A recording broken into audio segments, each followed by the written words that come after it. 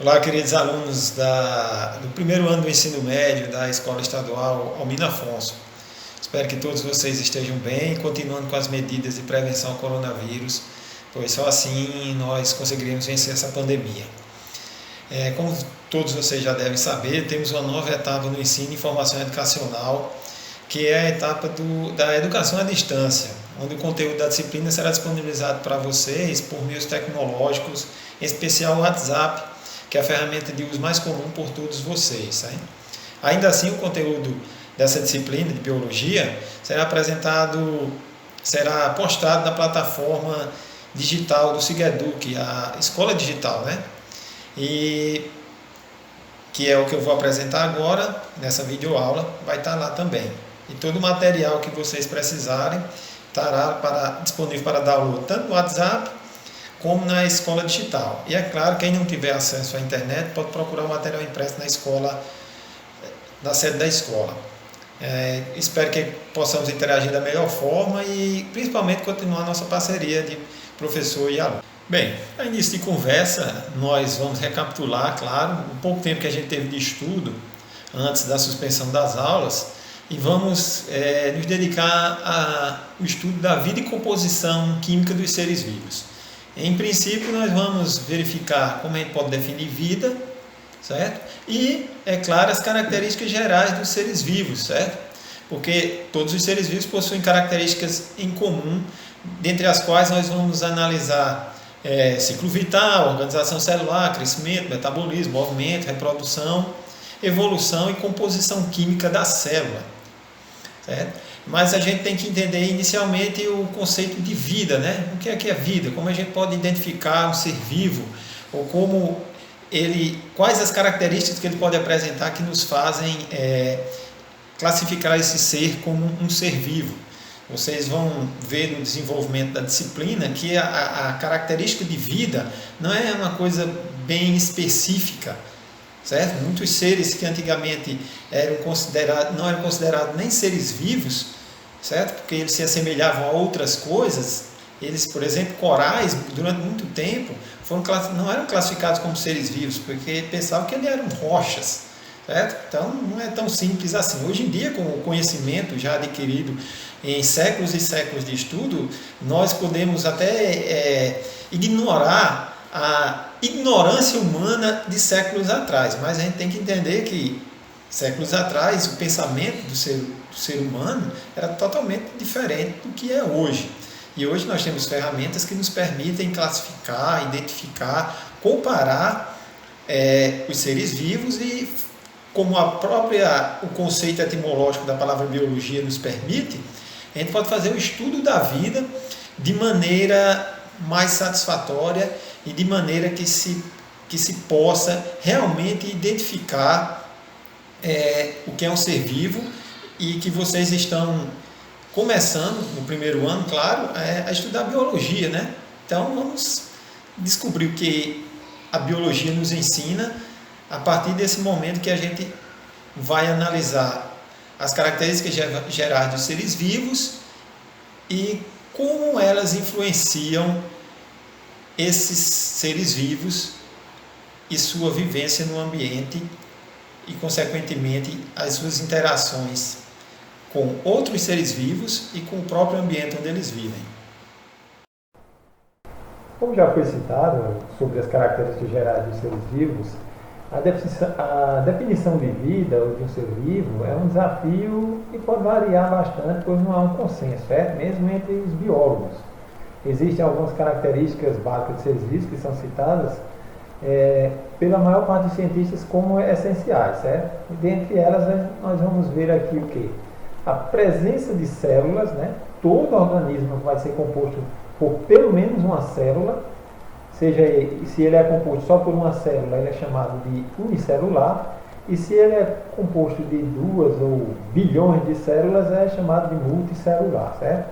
Eles vão possuir uma organização complexa, certo? Que vai desde a célula até a formação completa do organismo, certo? E esse organismo também vai estabelecer relações com outros organismos e com o ambiente onde eles vivem. É claro, os seres vivos possuem um ciclo vital, pois todos os seres vivos nascem, crescem, se reproduzem e morrem. Esse é o ciclo vital natural. Obviamente, todos os seres vivos se reproduzem, certo? Que nada mais é do que transmitir, gerar descendentes e transmitir a eles suas características. Para que tudo isso funcione, os seres vivos precisam que seu metabolismo, certo? Que é a capacidade de absorver nutrientes, certo? Para que o organismo permaneça vivo, certo? E transformar esses nutrientes em energia, para que esses organismos possam permanecer vivos. Todos os seres vivos possuem irritabilidade, certo? Que é a capacidade de responder a estímulos externos, certo? Dessa maneira, eles podem fugir de inimigos, prevenir ameaças, várias coisas que, devido a essa capacidade de reação, os seres vivos fazem com que eles permaneçam vivos, por exemplo. Os seres vivos também evoluem, certo? Então, um processo de constante evolução para que eles possam se adaptar de melhor forma ao meio. E toda essa composição complexa dos seres vivos é formada por elementos químicos que compõem a estrutura dos seres vivos. Os principais elementos químicos que compõem as estruturas dos seres vivos é o que a gente pode abreviar pela palavra CHOMPS, tá certo? CHOMPS, que é a inicial de cada um dos elementos químicos que compõem os seres vivos, que é o carbono, representado pela letra C, o hidrogênio, representado pela letra H, o oxigênio, representado pela letra O, o nitrogênio, representado pela letra N, o fósforo, representado pela letra P, e o enxofre, representado pela letra S. Então, o que temos mais? Nós temos aqui como esses seres vivos se organizam. Como é que esses seres vivos vão se organizar? Como a gente já falou, através dos elementos químicos que são formados por átomos, que vocês vão estudar na disciplina de química, o famoso CHOMPS, carbono, hidrogênio, oxigênio, nitrogênio, fósforo e enxofre, os seres vivos começam a se organizar. Um grupo de átomos vão formar moléculas. Essas moléculas vão dar vida às células, que são as unidades fundamentais dos seres vivos. O agrupamento de células especializadas que fazem as mesmas funções formam os tecidos. Os tecidos, por sua vez, vão formar órgãos, que são tecidos que exercem a mesma função, como, por exemplo, os órgãos que formam o sistema digestório, os órgãos que formam o sistema respiratório. Então, como vocês podem saber, o conjunto de órgãos que exercem a mesma função formam os sistemas. Os sistemas juntos, por sua vez, vão formar um organismo, certo? Que é o conjunto de sistemas que mantém aquele ser vivo vivo. Um conjunto de organismos, certo? De indivíduos da mesma espécie vão formar uma população. As comunidades são formadas por diversos tipos de populações que vivem em uma determinada área. Esse conjunto de comunidades constitui um ecossistema, que nada mais é do que a relação entre os seres vivos e deles com o ambiente.